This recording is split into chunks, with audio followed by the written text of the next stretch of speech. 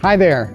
I'm so glad that you are joining our online-only service. As you wonder about this group around me tonight, this is our last night of recording music. We've been doing this now for about 3 years, and we've had a great joy doing this. And we're going to talk a little bit more about the future of this service. But as we begin this service, we are looking at the practices of peacemaking, and you all remember what they are. The first is that we are asking anything. The second is listen well. The third is disagree freely. And the fourth is love regardless. Let's worship God in spirit and truth, and then we're going to hear the message.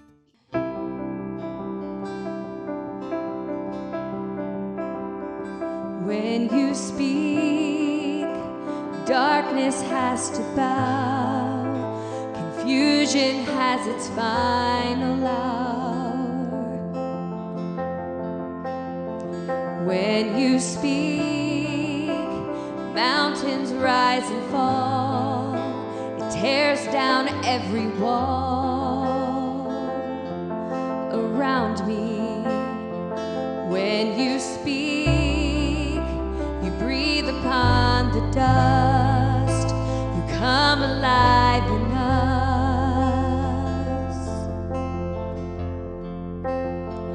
When you speak, silence every fear. We feel your spirit here around us. Let there be light. Let there be light until it fills up every space. Come and have your way. Let there be light. Let there be light. Just one word and I am changed. Come and have your way.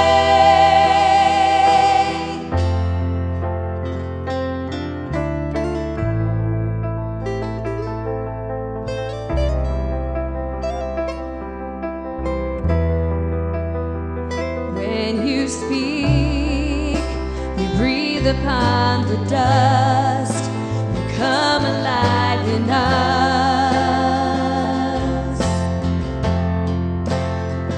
When you speak, you silence every fear. We feel your spirit here around us. Let there be light. Let there be light until it fills up every space. Come and have your way. Let there be light. Let there be light. Just one word and I am changed. Come and have your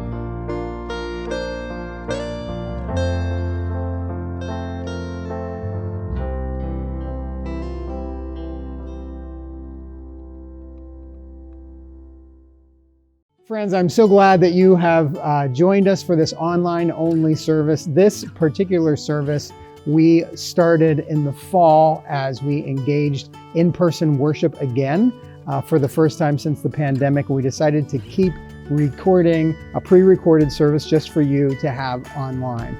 And it's been a wonderful experience for us this year. And I want to thank everyone who's here. We have our video crew, some of those who've helped us, as well as some of our musicians who week in and week out have been recording live music to go along with this sermon that's been a part of this service.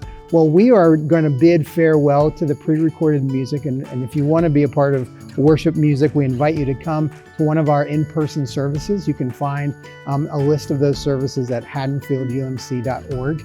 And of course, we live stream our 9 and 10:30 services on Sunday morning. And the sermon recording is going to be available every week moving forward, just like it has been. This is just going to be the second to the last week with pre-recorded music. So I want to say thanks to everyone here, especially to Phil, our drummer, Jessica, our worship leader, Megan, our communication director, and we have Philip and Evelyn, and almost forgot her name, and Annalise, and Molly, and Aiden, and Abby, and Kate, and there have been countless others who've been a part of this.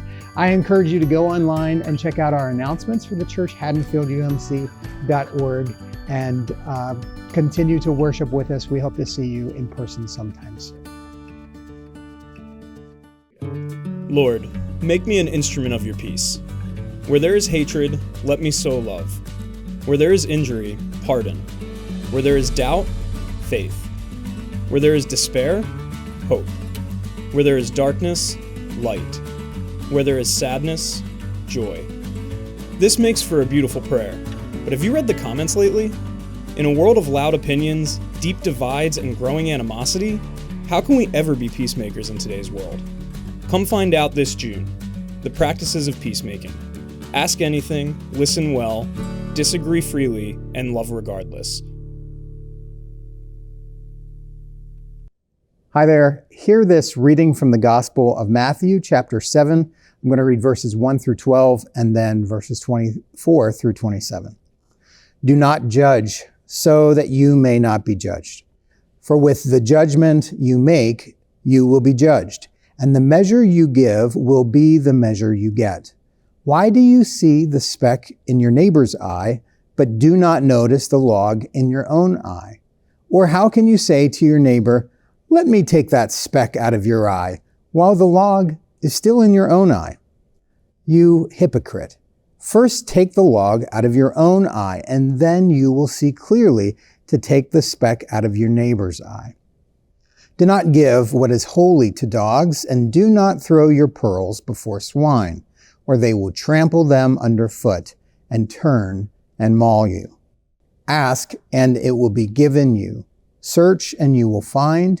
Knock, and the door will be opened for you. For everyone who asks receives, and everyone who searches finds, and everyone who knocks, the door will be opened. Is there anyone among you, for if your child asks for bread, will give a stone? Or if the child asks for a fish, will give a snake? If you then, who are evil, know how to give good gifts to your children, how much more will your Father in heaven give good things to those who ask him? In everything, do to others as you would have them do to you. For this is the law and the prophets.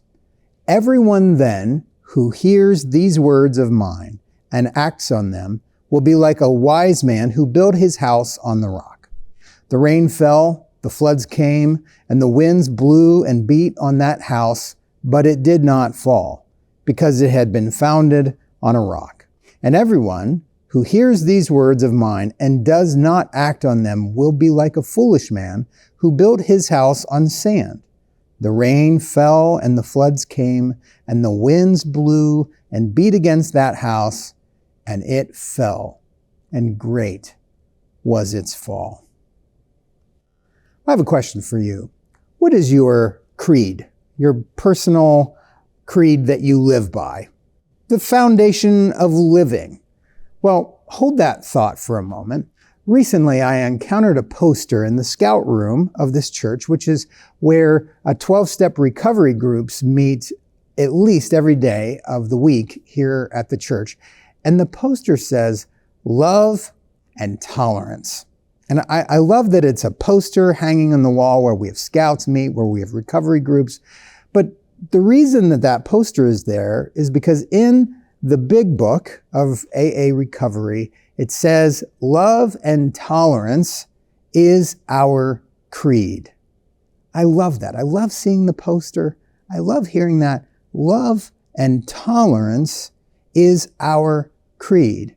So for folks who are seeking recovery and renewed life, it's not just a good thing to be loving and tolerant. It is actually a way of life. Now think about that. For anyone who finds themselves in the need of a support community for recovery, they've seen some things.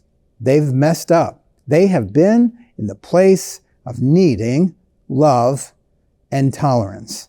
And so there's an understanding that we have needed it, we've received it, and therefore others need it from us as well. It reminds me a lot of the writing of Paul, who says we have all sinned and fallen short of the glory of God, and we all need the grace of God.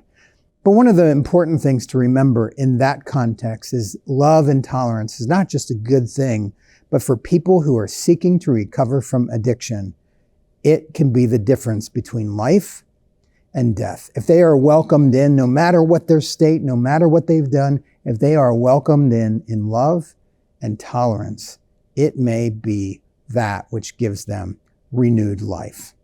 Well, let me get back to the question. What is your foundation? What is a guiding principle for you? Work hard, play hard. I don't know. I don't usually think in terms of creeds, but we have mottos or things that kind of guide our philosophy in life. But I want to explore today, how would things be different for us as individuals and as a church and a society if we all lived as though love and tolerance were our creed, a guiding principle that no matter what, love and tolerance prevailed. Well, you know, and I know, that we are living in a moment where this is not the dominant opinion driving social, political, and business behaviors of our world today.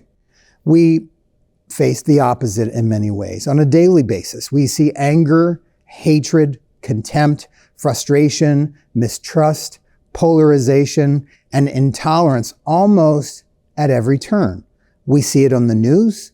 We see it online. We see it on TV, at work, in our families, and yes, even in the Christian church. Now, over the past 3 weeks, for this reason, we have been in the sermon series looking at what does it really mean to operate countercultural to all these things: hatred, contempt, division, divisiveness, but instead seek to be peacemakers. In Matthew 5, Jesus said, "Blessed are the peacemakers, for they will be called children of God." But how do we make peace? In this sermon series, we are looking at 4 practices of peacemaking, and these were developed by the youth ministry of the National Community Church in Washington, D.C. And I'll review those in case you don't remember or maybe you missed the other sermons. These practices are ask anything, listen well, disagree freely, and love regardless. Today, I will look at what it means for us as disciples of Jesus Christ to do the third practice, disagree freely. Now, the passage I read today at the beginning of this message has a famous story. Perhaps you heard it as a kid in Sunday school or heard it elsewhere. A person who builds their house on a rock, and when the storms and the waves hit, it stands because it had a firm foundation. Now, usually what we teach children about this passage is what it means is if we build our lives on Jesus, if we trust Jesus, when the storms of life rage, we will have a firm foundation and we will not be rocked. Now, that interpretation is not wrong, but in some ways it misses the nuance and the real point of what Jesus is saying in Matthew 7. So I want to look a little more closely at this story. More specifically, what comes right before the person building their house on the rock. Well, beginning at the top of chapter 7, verse 1, Jesus instructs his disciples to do or not do several things. In this passage, first of all, he says to his disciples, do not judge others, or if you do, you will be judged in the same way. Then he says, don't be a hypocrite. Don't focus on other people's faults while ignoring your own. Then the next thing he says, don't give your pearls to swine, or don't take that which is holy and tarnish it by fighting or engaging in unholy battle. What I would say, the tit for tat of argumentation. Then he says, seek God's kingdom. Whatever you seek, God will give to you. So seek God's kingdom first. Then he says, it introduces the golden rule, perhaps you also learned as a child. Do unto others as you would have them do unto you. Now, then Jesus says, everyone who hears these words of mine and acts on them will be like a wise man who built his house on a rock. So it's not just building our house on belief, but it is building our house upon practice. Last week I said that James calls the Christian church to seek to grow up in faith, to do better than the world does. And Jesus seems to do the same. He wants his disciples, he says they build their house on a rock when they engage in these practices. Don't judge. Don't pick at another's faults as though you are perfect. Don't get embroiled in unholy conflict. Make God's priorities your priorities and treat others as you want to be treated. Parentheses, regardless of how they treat you. Then you will be like a person who builds their home on a rock. Your foundation will not be moved. You will stand firm, and the winds when they blow, the storms when they come, the waves when they rise, no one will take your peace from you. Now, this passage is about Jesus teaching his followers how we live in God's kingdom, God's reign here on earth as it is to come in heaven. Not to live as citizens of the world first, which often means fighting, bickering, being nasty with one another, just like people in the world do. But we live as though God is the king now. We love God, we love neighbor, and when we do first, God will give us what we need. Now, a primary attribute of God's reign is shalom. You may know shalom meaning peace. But in the first week of this series, I reminded us that shalom is not like the English concept of peace, which is the absence of violence or conflict. The Hebrew concept of shalom is the presence of wholeness. It is the presence of mutual flourishing. Shalom is when people can thrive. So those who seek God's kingdom here seek to make shalom, where you thrive and I thrive and we live in wholeness together. Now, I just want to make really clear, if you look at the context in which Jesus was preaching in his day, that shalom that he taught, peacemaking, shalom making, was in direct contrast to the way that the world sought to make peace during Jesus' day. There are two ways in which the world sought to make peace in that part of the world. Number one, beat your enemy. If you win, you're no longer at war, right? You don't want to be the loser, so conquer your enemy. That's number one. The second way to make peace is not only conquer your enemy, but then make everyone be like us, right? If everyone adopts our ways, our culture, our language, our practice, then there will be peace. Now, the first, beat your enemy. This is how the Israelites sought to make peace for generations in the Old Testament.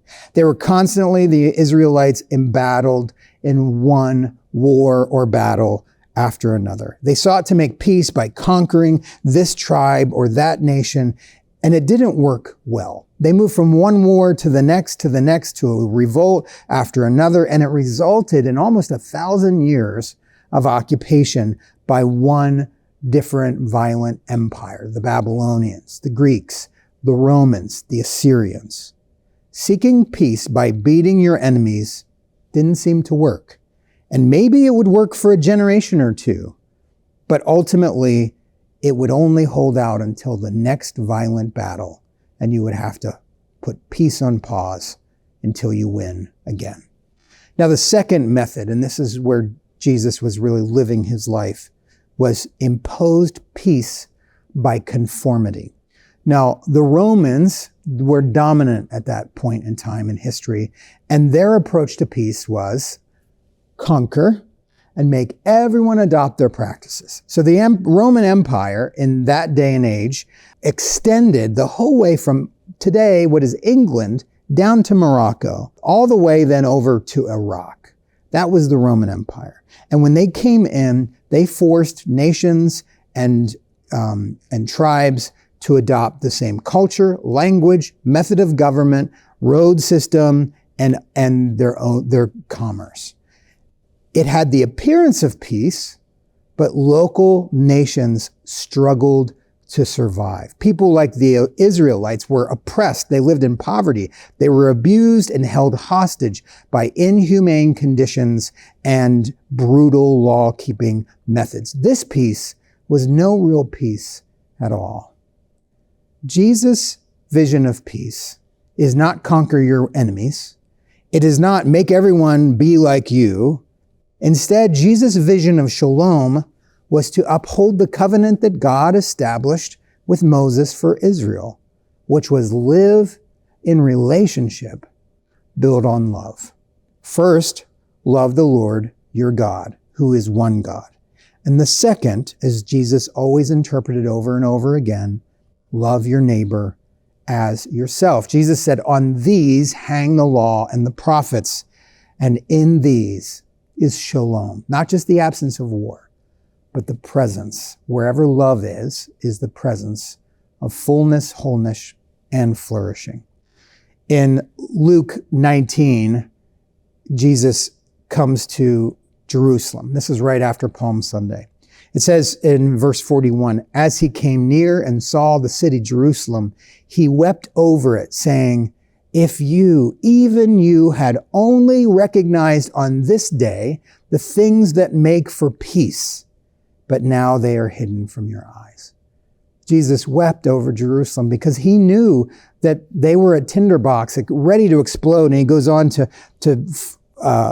predict the fact that the city will be torn down into rubble, which happened in the year 70 AD. Jesus says, if you had only recognized the things that make for peace. It's not revolt, it's not violence, and it's not conformity that leads to peace. Instead, Jesus teaches his followers that shalom comes in how we act, focusing on the log in our own eye, the faults that we have, what we do, not making our actions conditional upon what the other does. The real peace at the heart level comes when we treat others as we want to be treated. Period. End of story. No ifs, no ands, no buts. True peace is unconditional love. Bell Hooks, who was a well-known Christian ethicist and educator and author, I watched an interview of Hooks earlier this week. She passed away in the last year or two. And in this interview, she said, in an age where all of our heroes are people who are conquerors or the survivors of conquest stories, right? Heroes are usually people who prevail in military or at work, or they conquer something. She said, in a day and age in which heroes are conquerors, she says, it is really heroic to love. Love is the actual heroic act. Think about this. Love is risky. Love is not popular. Love is not easy. Love is seen as weak to the world. Paul says to the world, the cross is foolishness.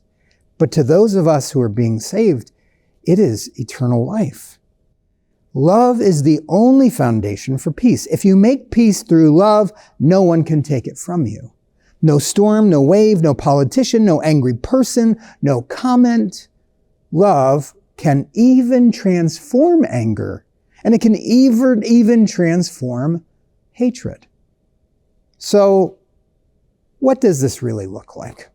I said at the beginning I was going to talk about this practice, disagree freely. And I felt like we have to understand where we're landing before we get to disagreeing freely. Because usually when I talk about disagreeing freely, or when we talk about this in the church, people get upset because they feel like you're asking them to sell out on their values. And Jesus does not ask us to sell out on our values.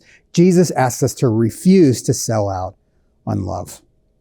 How can we disagree in love? And here's the question I think people are really asking. How do we disagree when there's so much on the line? How can we disagree freely when the conflict is over how to keep our children safe? How can we disagree freely when the conflict is over how we root out violence in our world? How to keep the economy stable? How to prevent natural disasters and the devastating effects of climate change from wiping out our cities or from causing us our welfare? How can we disagree freely if what's on the line is how we lead organizations, what to accept, what to condemn, and who should be welcome in our communities and who we should allow lead us? How do you expect me to disagree freely when these issues are so important and timely?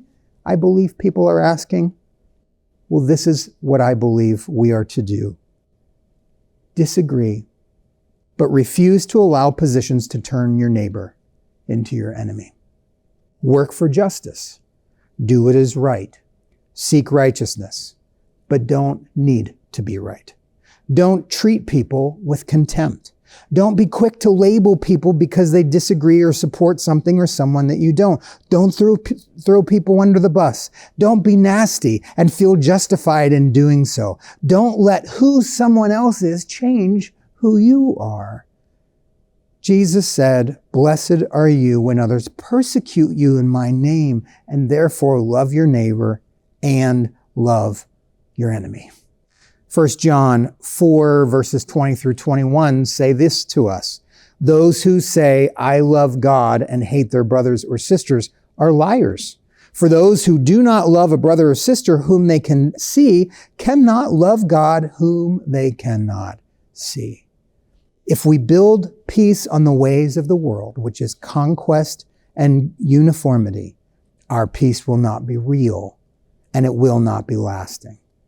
But if we build peace on seeing one another as people, as beloved children of God, there will be room for love to transform their hearts.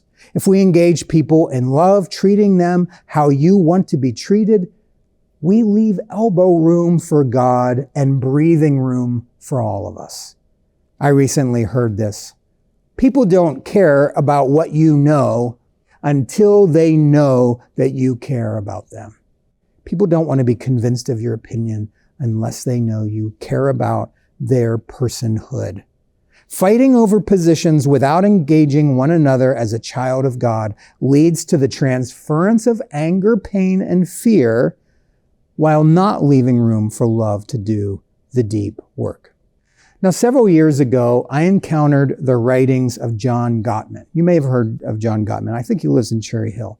But he is considered in many ways to be the father or the godfather of family counseling theory and has contributed a lot to marriage therapy and family therapy.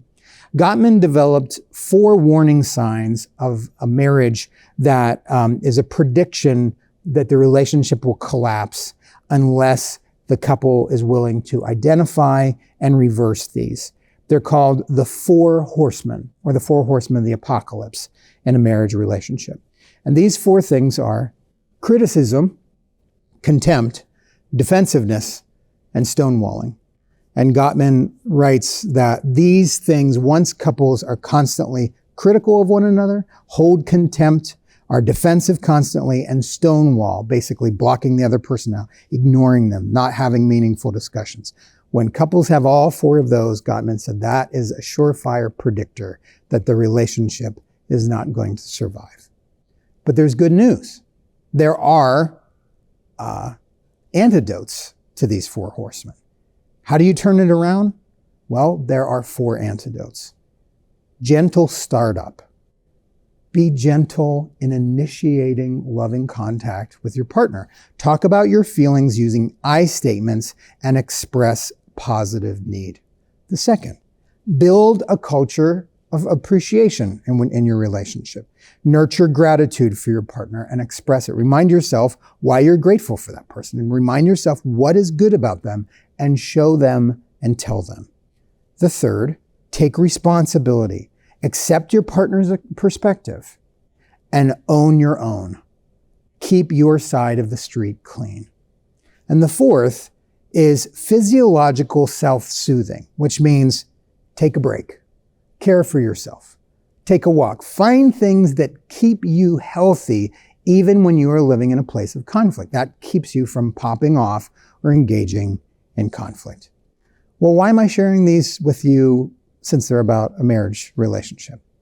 Well, I think the four horsemen describe where we are as a society. And I also think that these antidotes give us a pathway to practicing what the 19th century Lutheran theologian said. His name is Rupertus Meldenius. And he says this very famous saying, in essentials unity, in non-essentials liberty, and in all things charity.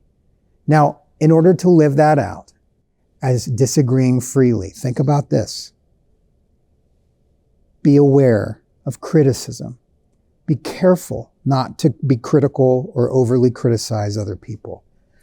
Resist contempt, holding people in contempt because you disagree with them. The moment you allow contempt to possess you, it will turn into resentment and it will eat you from the inside out. Protect yourself against defensiveness.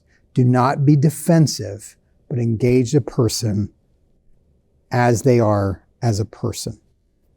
And fourth, stonewalling. We're seeing that looks like all kinds of things. We stonewall people, whole groups of people, whole parts of the population of society, stonewalling, blocking them out, avoiding them. If you can't be like me, I don't want anything to do with you. Our culture has these down in spades, but this is what we are shown, modeled, and egged on to do by society, but don't take the bait. Instead, practice these. Gentle startups. Engage people in a positive way, only talking about your own feelings and expressing positive needs, even when talking about hot topics. If you're talking about gun control, which I have mentioned in the last couple of weeks, right? I want my kids to be safe, right? Talk about the positive need, not, I can't believe you would think, or why don't you want my kids? Don't do that. Talk about the positive need in a gentle way. The second, build the culture of appreciation. Nurture a sense of gratitude and concern for the other person. I often, when I'm with someone I disagree, I will remind myself that they are a mother or a son or a brother, and I'll say, hey, how's your sister doing? Immediately, we're not talking about positions. We're talking about people and relationships, and it reminds me to be grateful for them. And then the fourth, physiological self-soothing. Take care of yourself. Take a break. Don't get embroiled in fights. If you have to walk, if you have to snooze somebody online, do what you need to do to stay healthy. So as we come to the end of how we might make peace by disagreeing freely, I want to be very clear that as followers of Jesus, we're called to work for what we believe. Don't accept hatred or injustice or abuse in the world. Seek to do God's work. Seek to do God's justice. Seek to do God's peacemaking. Vote your conscience. Advocate for what you believe. But refuse to allow the world to turn people into enemies. And when people consider you enemies, love them anyway. Disagree freely, and only then can we love regardless. That's next week. Pastor G-Sun will bring that message to us. Friend, I am deeply grateful for you. Let me close in prayer. Loving God, I give you thanks for this community through which we are connected virtually. God, I pray that your peace will be in our hearts and on our lips and in our lives. Make your shalom among us. Amen.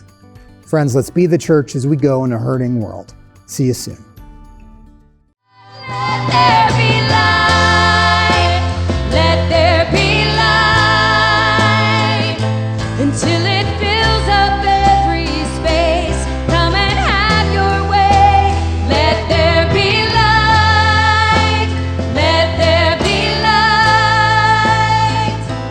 Just one word and I am changed.